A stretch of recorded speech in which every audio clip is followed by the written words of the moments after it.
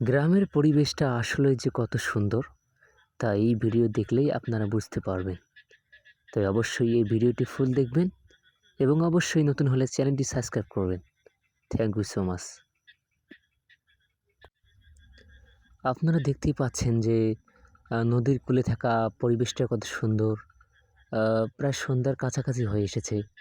ধান ক্ষেত, মাঠ, কত উৎপাদিত দ্রব্য, নদী, নালা, খাল, বিল, তার মাঝে আমরা একটু ভ্রমণ করার জন্য বেরিয়েছি। তার পরিবেশটা কতই না সুন্দর লাগছে আমাদের। যারা শহরের মধ্যে থাকে তারা অবশ্যই বুঝবেন যে গ্রামের অবস্থা কেমন, তার পরিবেশটা আসলেই কত সুন্দর।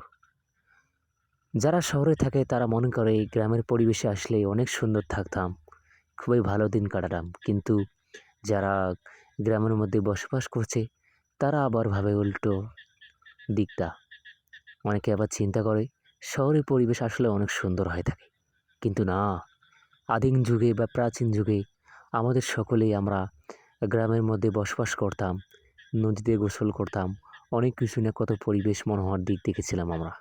কিন্তু আজকের এই জীবনে কোনো পরিবেশে আমাদের কাছে মোটেই গ্রাহ্য হচ্ছে না।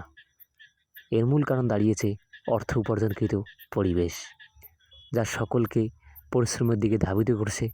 অনেকেই আবার পরিবেশ সম্পর্কে অবগত হচ্ছে না। তো দর্শকবৃন্দ, আমি আর কথা না বাড়িয়ে এইখানে শেষ করলাম। ধন্যবাদ।